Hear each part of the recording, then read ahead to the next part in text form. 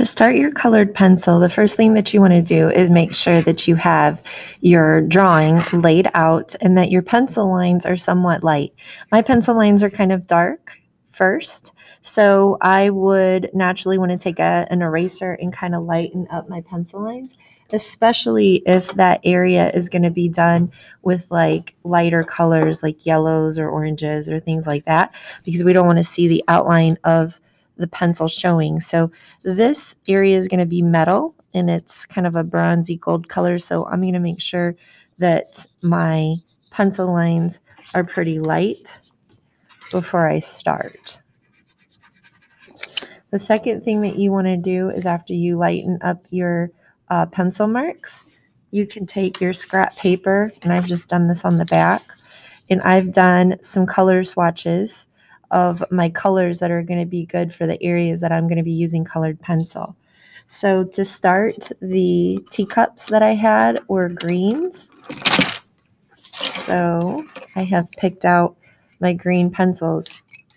A good rule of thumb for your colored pencils is at least 2 different colors to help shade.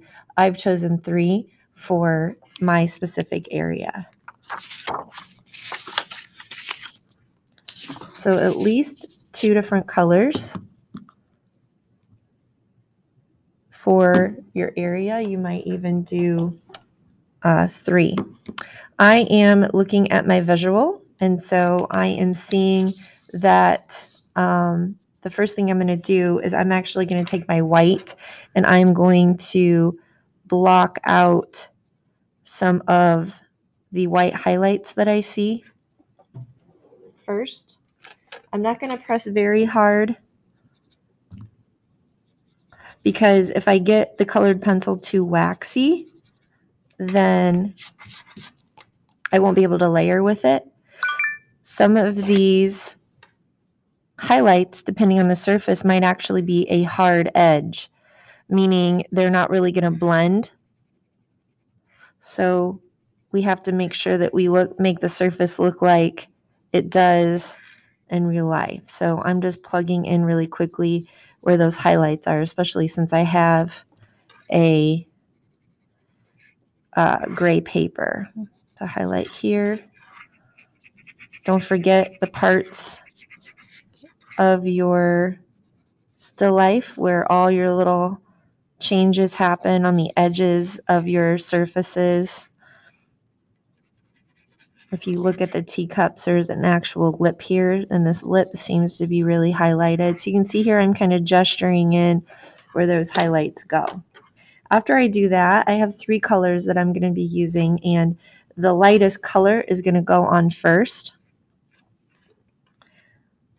And I'm just going to pick one spot here. I'm going to do this teacup to show you because it's got a lot of the different values in. So the first thing I'm going to do with my colored pencil is keep it super, super sharp. And I'm not pressing too hard, but I'm going to put my first layer on the surface of the teacup, going around those highlights. Again, I'm looking at my visual. And it looks like my pencil is moving really quickly, but I'm actually using really short, small pencil strokes. So that way I can transition and smooth. So I've got it filled in with one main color. And then the next thing I'm going to do is take my middle value and I'm going to press a little harder, but I'm only going to put this middle value in the dark areas. So you're going to start to see it develop.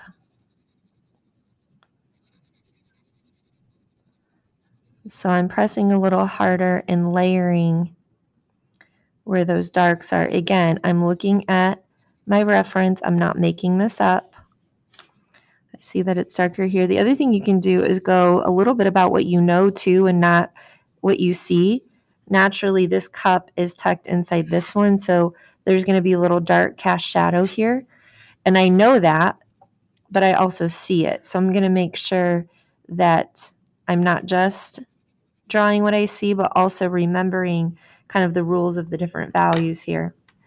Lastly, I'm going to take my darkest dark, and I'm just going to crisp up the edges with a super, super sharp pencil and just do the cast shadows. And also make sure my pencil lines are covered. Again, it's kind of a plastic surface, so some areas are going to be a smooth transition where I'm pressing and lifting and getting those darks to melt in to the areas, but also making sure that I see that there are some surfaces and areas that have a smooth transition to where it changes from dark to light with a smooth transition instead of such a hard edge. For example, around this highlight is a pretty dark edge, so I'm going to take my darkest colored pencil and kind of press and lift and kind of let this highlight have more of a hard edge where it doesn't transition.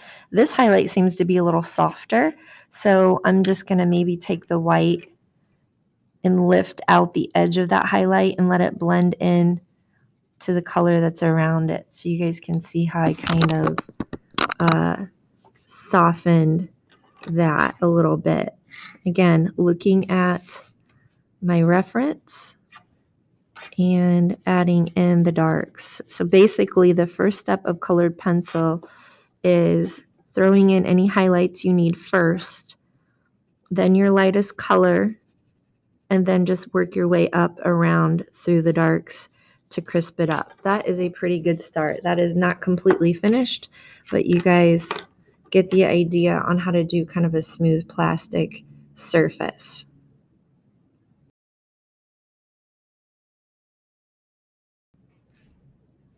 The next thing I'm going to show you is metal. And again, I have picked out my colors for the metal, and I've got my reference here. Now the fun thing about metal is that you're going to end up seeing some reflections, quite a bit of reflections on metal. And the same thing happens. I'm going to, on my reference, I'm going to throw in really quickly where these highlights go, bright white highlights.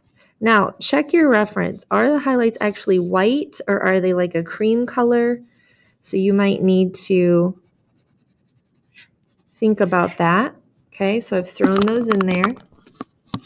And then I'm going to take my my lightest pencil, and I'm going to, on this one, there's so many reflections. So I actually am going to shade a little bit with the lightest. So I'm going to press and lift and press and lift and press and lift. And I'm going to shade, even though it's my lightest value, I'm going to shade with it. So press and lift, press and lift. Now, the other thing that I'm noticing in my reflection is that over here, the teacups are reflected, so there's a little bit of green in it. So I'm actually going to pull my lightest green and kind of dust that in here, even though my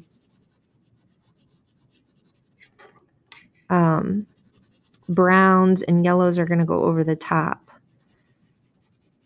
just because I see that color there. Then I can go back over it with my brown so it's not so green. The point is that it's still metal, but it reflects. And if you look really closely, you might even see, like on my reference, I actually see like the handles and everything here, which is kind of a cool effect.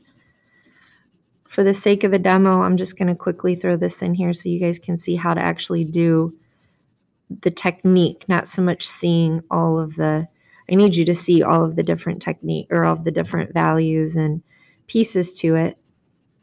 So let's pretend I got the main one. Same thing as we did with the plastic. I'm going to go back with the darkest pencil. And actually, let me go to this pencil here because it's more of that metal color. And I didn't really use the right color of brown. You're going to have to do the best you can with what you've got, depending on your colors that you have in your box. in your colored pencil box. So again, I'm changing transition and I'm layering colors to make them correct. Just in that area. You can see I'm going around the highlights. Every time I switch pencils, I'm pressing a little harder and I'm going more into the darkest areas for contrast. So I'm putting these here on this side and I'm lifting as I come across because it's pretty light over here. And if I really want to get that green in there, maybe I need to add a little bit more green. If you guys look at my visual, it's pretty dark over here on the left. So I'm going to end up layering some green. Now, I'm not pressing very hard. If I press too hard all at once, it's going to end up creating too much of a waxy surface, and I'm not going to be able to go over it. So these are just kind of some of the reflection from the handles are coming over into this area. So you guys are just going to have to look and see what you see from your vantage point. I've got a really, really dark brown. So when you look at your darkest darks, you want to make sure that you're not, I don't want you to go straight to black because it probably isn't straight black. It probably has other colors in it. So lift as I come across. And again, working around those highlights. Once I can come back, if I get it too dark, I might be able to take an eraser and lift out some of this area through here because I want it to be more yellow-like. So I'm lifting some of the wax out so that I can even add some of these highlights more yellowish, more bronzy looking. And then again, making sure I go back and deciding, okay, this is a really hard edge where it doesn't blend or transition. And kind of blends on this side a little bit. And this side, it's a really hard edge and transition. So those hard edge shapes and all the different values is what's going to create your work to look metal-like. Again, this isn't finished. This just gives you an idea of how to do the metal.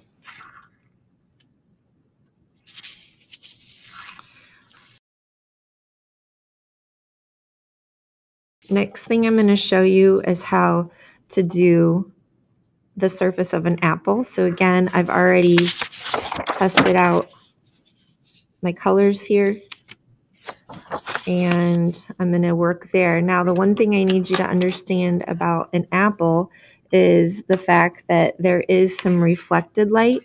So it just doesn't go from dark to light. Again, I'm looking at my reference, putting in the bright white highlights first. And kind of gesture those in there because even the apple has a reflective surface on it. And you guys are on gray paper, so it's going to look a little different. Then I'm going to take my main color and I'm not going to press very hard. I'm going to throw in the main color. I'm going to lift when I get to the highlight as I need to. I can press and lift as I go around. I'm just going to do this one spot here, not the whole apple. You guys can see there is yellow in the apple, but I'm going to leave that spot out. You guys can figure those on your own. What I'm doing is showing you a little bit about how to make your red darker without using black. So I've got that transitioned in there. Believe it or not, I see here that this highlight actually has a little bit of pink in it. So I'm going to throw some pink into the highlight. It's not pure white. It is lighter. So I'm going to throw that in there and let it transition in.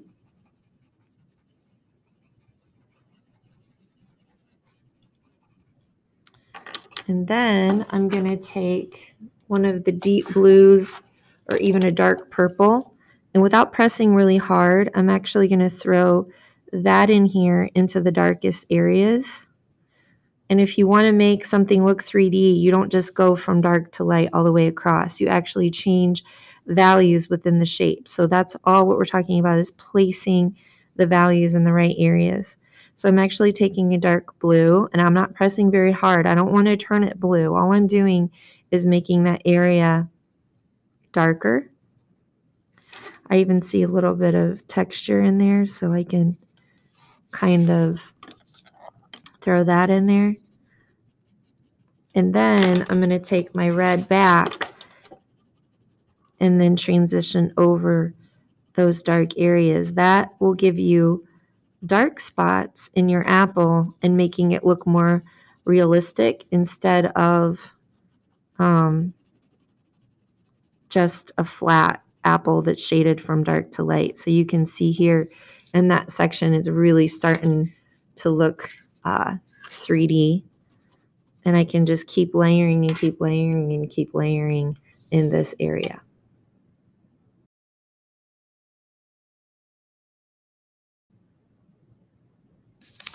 Okay, how do you texturize bark or something that's got a lot of texture to it? A lot of what I do after I've picked all my colors is I gesture quite a bit, especially with the texture that we see. And so same thing, I'm going to take my paper is gray, and I actually see gray in the colors of the bark itself.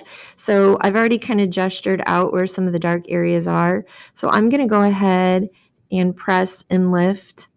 But then while I'm pressing and lifting and shading, I am gesturing in some of those areas and working around where the grays are.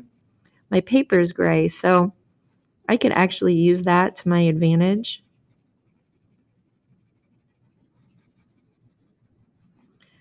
And again, I'll just do this, and you can guys see how I'm kind of working around those areas. It's really dark right here,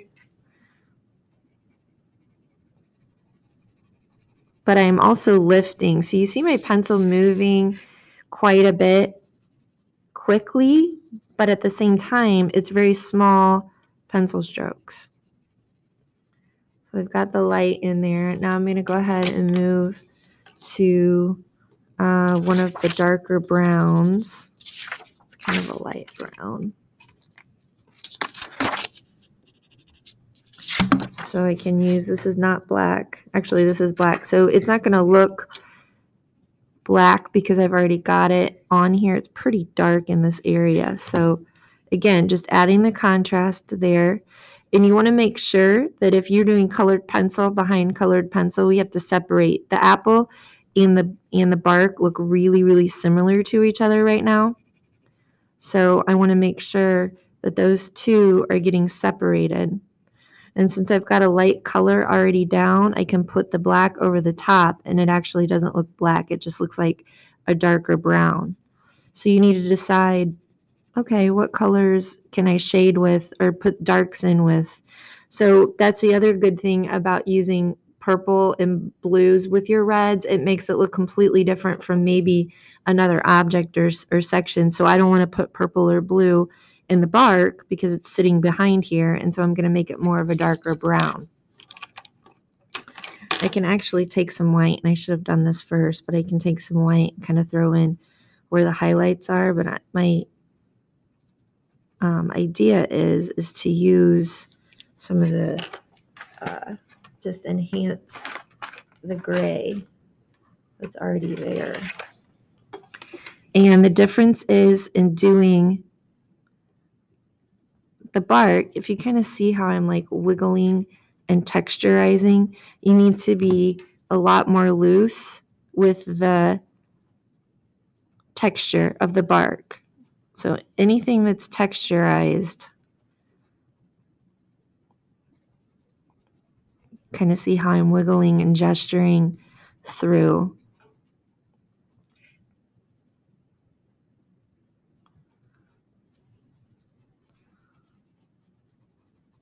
And adding the colors where they go.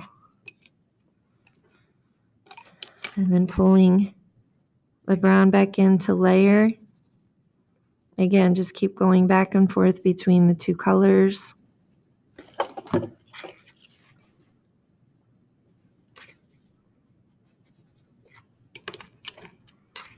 Got 3 browns I'm using.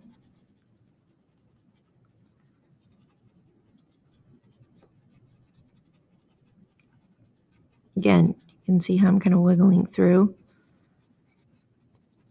to get it more developed. And then I'm really going to take the black. It's really, really, really dark back here. So let's see if I can really, last layer, really add the extra contrast. But I didn't just do black. There's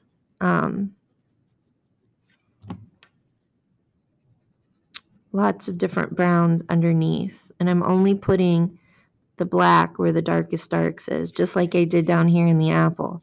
Putting the black where the darkest darks, or putting the darkest purples or blues where the darkest darks are. And then you guys can kind of see how it's starting to really develop in that section. Pressing and lifting and lots of texture marks, even with the black over the top, actually would be okay to get that in there. And you guys can see how I'm kind of gesturing it in. And now it's starting to look a lot like bark.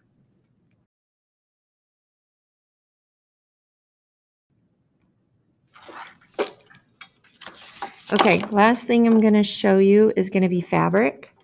Fabric is a lot more smooth. What I've shown you, all of these areas, a lot of them will have hard edge and soft edges, smooth edges, in your apple to be turning your pencil strokes rounded. But your fabric needs to be very, very smooth. So what I would do is take your lightest color again, just like the same, and with your lightest value, you can shade. Now it's going to be a little harder on the gray paper. It's not going to show up as much as what it would be on like a colored paper or a white paper. So I'm going to add in my highlights first, but I'm not going to have any hard edge highlights. I'm going to press and then I'm going to lift where those lightest areas are on the fabric. And then I'm going to come back with my medium or darkest value. See, I put light colored pencil right here and I'm having a hard time going over it because it's waxy. So you have to be really careful about blending and putting your lights down first. I like to do that because I can see it, but that's one of the problems. So I took my eraser and kind of lifted it out. So I'm going to press and lift and lift and lift and get that transition to be really, really smooth. I also see some of this brown coming down into this area. So again, looking at my reference. Now, if your fabric has any textures or patterns to it, those are all drawn out, and then you're going to go back over that.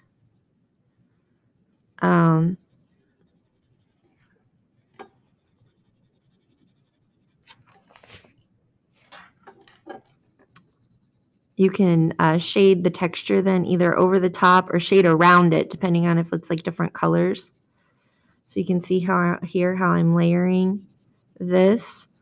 So this is the second color, and then I need to make sure that I come back and make my darkest dark. So here is my dark brown.